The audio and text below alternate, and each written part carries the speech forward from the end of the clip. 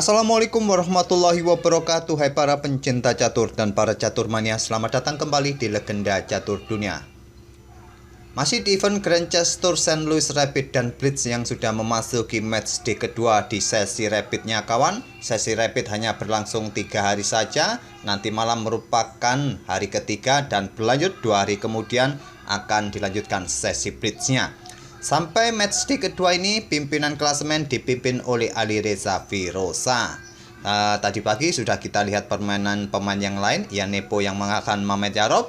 Dan kemarin kita sudah melihat 2 game dari Alireza. Kita akan ulas permainan Alireza kembali kawan, yaitu permainan saat bertemu Caruana di babak kelima tadi malam. Langsung kita ke atas papan. Sekali lagi, jika kalian ingin melihat detail turnamen ini, kalian bisa kunjungi website resminya. Link ada di kolom deskripsi. Di situ juga ada link live streamingnya kawan. Oke, kita ke permainan langsung. Tanpa babi bu lagi, di sini Alireza pegang putih di babak kelima berhadapan dengan Caruana. Alireza memainkan pion raja pion E4 dan kita temui kawan permainan Ruy Lopez variasi Berlin Defense atau kuda F6, pertahanan 2 kuda dipilih oleh Caruana. Pion D3, gajah C5, pion C3 untuk dukungan pion pusatnya nanti bertarung di petak pusat, membuka akses menteri keluar kawan, atau juga memberikan akses bagi gajah jika ingin ditarik mundur. Rokade, pion D6, membuka diagonal petak terang bagi pengembangan gajah. Gajah G5, pion H6, gajah H4, pion G5, gajah G3, kuda H5, tetap mengejar gajah gelap. Dan pasti gajah gelap ini merupakan target berikutnya. Hitam bersiap-siap untuk menukarkan kuda dengan gajah gelap putih. Alireza melanjutkan pengembangan kuda B ke D2, menteri F6, dan dilanjut mungkin gajah siap berkembang ke petak G4 memberikan pressure di sini, bisa jadi kawan. Dan Alireza memainkan pion D4. Bukan saatnya untuk mendobrak petak pusat dengan pion D4 saat ini. 3 pilihan utama pada posisi ini bagi putih menurut Stockfish. Langkah yang bagus adalah raja ke petak H1, menghindari diagonal gelap ini kawan, ataupun kalian bisa melangkah kuda C4, walaupun memang terkesan nanti akan memberikan pressure bagi kuda kalian di petak F3 ini dengan pimpinan dari gajah gelap, ataupun juga melakukan pertukaran gajah sikat kuda yang ada di petak C6 ini kawan. Itulah 3 pilihan utama dari Stockfish. Tapi di sini Alireza mendobrak petak pusat dengan pion D4. Langkah terbaik pion E pukul pion D4 langsung, tapi Caruana mendahulukan pertukaran kuda sikat gajah G3.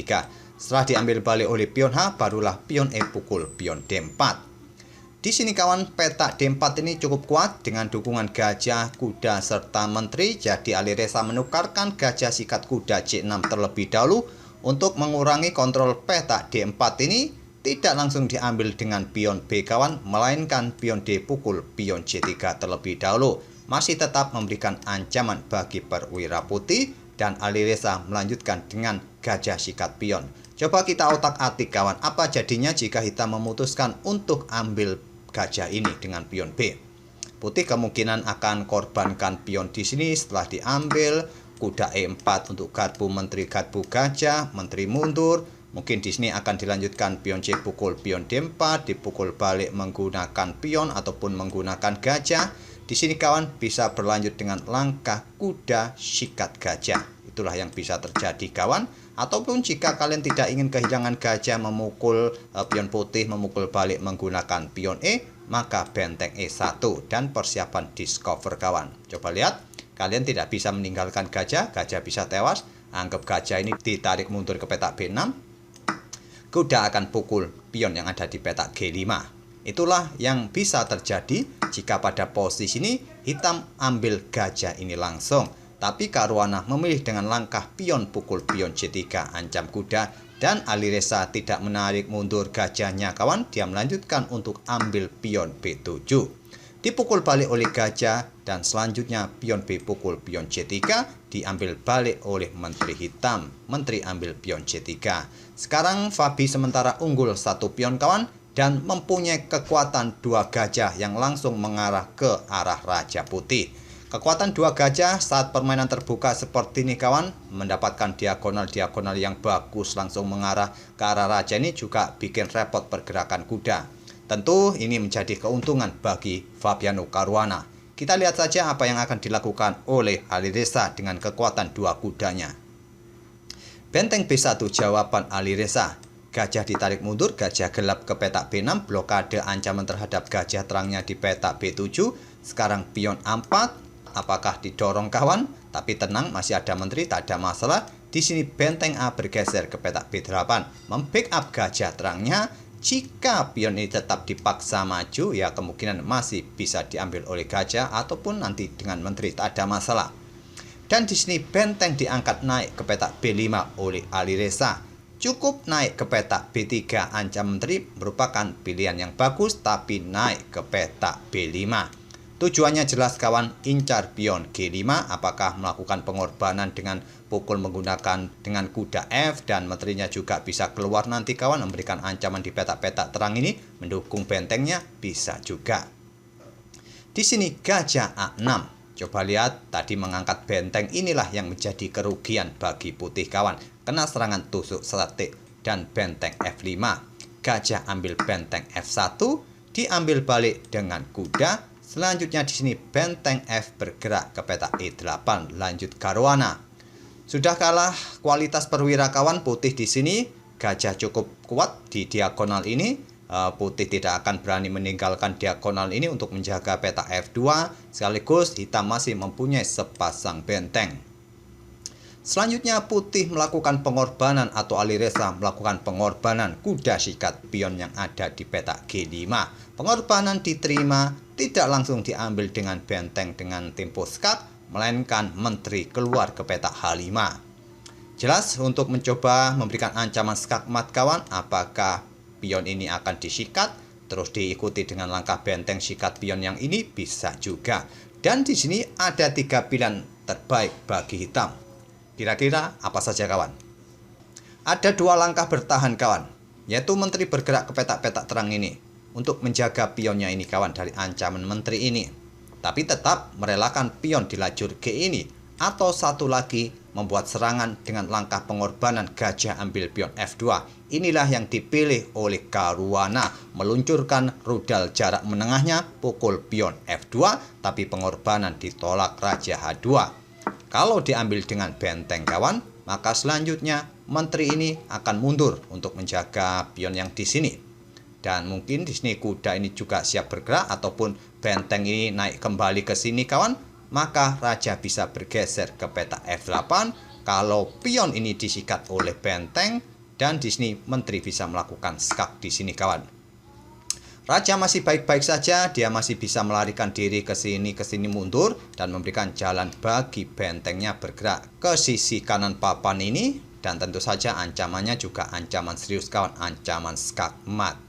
Di sini dan siap raja bergerak ke sini kawan, ancamannya adalah ancaman skakmat. Apabila pada posisi ini kawan, gajah ini diambil oleh raja, tentu saja menteri akan ke sini skak. Kalian blokade dengan kuda, selanjutnya adalah benteng B2 skak.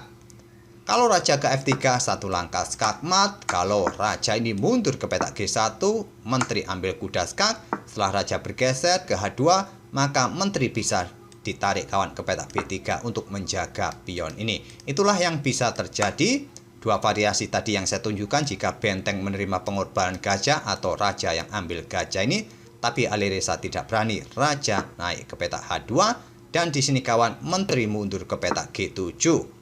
Untuk menjaga pion F7-nya ini kawan, tidak mungkin menjaga pion ini karena masih bisa disikat oleh benteng di sini kawan. Tapi sekali lagi Alireza tidak berani untuk mendapatkan menteri, dia tidak berani memilih ambil gajah. Kalau ambil pion di sini dengan ide mendapatkan menteri, maka benteng ini siap naik kawan. Juga sama-sama memberikan ancaman bagi menteri masing-masing. Benteng ambil menteri hitam, setelah diambil balik, nanti hitam mempunyai 2 pilihan kawan. Salah satu bentengnya akan memberikan ancaman di sini. Raja sudah tidak mempunyai tempo melarikan diri, menteri juga tidak punya tempo melarikan diri. Ancamannya ya ancaman kehilangan menteri, ataupun skakmat jika menteri ini sampai melarikan diri. Oke, kembali ke langkah aslinya lagi. Jadi Alireza tidak berani ambil pion hitam, ambil gajah F2, dan benteng hitam ambil pion E4 lanjut Caruana. Di sini benteng F5 tetap memberikan ancaman bagi pion yang di sini kawan, di backup dengan benteng E5. Di sini kuda ke peta E3 mengancam atau memperkuat posisi benteng atau menawarkan kudanya secara gratis, tentu tidak akan diambil kawan. Di sini Caruana memilih dengan langkah menteri H8. Setelah langkah menteri ke peta H8 ini, Alireza Firoza menyerah di langkah ke-26. Jelas pertukaran menteri sudah tidak bisa dihindari kawan. Kalaupun kalian melakukan baku hantam pion di sini, berharap raja pindah terus kalian bisa mendapatkan menteri, tidak begitu kawan. Karena benteng pukul benteng dan di sini tetap kawan, kalian akan tetap kalah. Ataupun melakukan pertukaran semacam ini langsung, ya kalian akan tetap kalah kualitas perwira dan kalah jumlah pion kawan. Di sini putih kalau melanjutkan seperti ini, kalian akan kalah jumlah pion dan kalah kualitas perwira. Oke, saya rasa tidak perlu kita lanjutkan lagi sampai pion-pion ini promosi ataupun sampai skakmat. Sudah jelas, kalian sudah paham bahwa putih sudah kalah di posisi ini. Oleh karena itu, saat ada pergerakan menteri hitam yang mundur untuk menghindari ancaman di sini kawan, ataupun potensi ancaman dari kuda ke sini, di sini Alireza menyerah di langkah ke-26. Di hari ketiganya, Alireza memetik 1 kali kemenangan saat mengalahkan Lenier Dominguez di babak ke-6-nya, kalah oleh Caruana ini di babak ke-5, dan remis kawan di babak ke-4-nya. Masih tetap memimpin klasemen sampai hari kedua permainan rapid. Semoga permainan kedua pemain ini bisa menghibur dan memberikan wawasan kalian dalam permainan Berlin Defense, dan kita akan bertemu di video-video berikutnya. Terima kasih. Wassalamualaikum warahmatullahi wabarakatuh.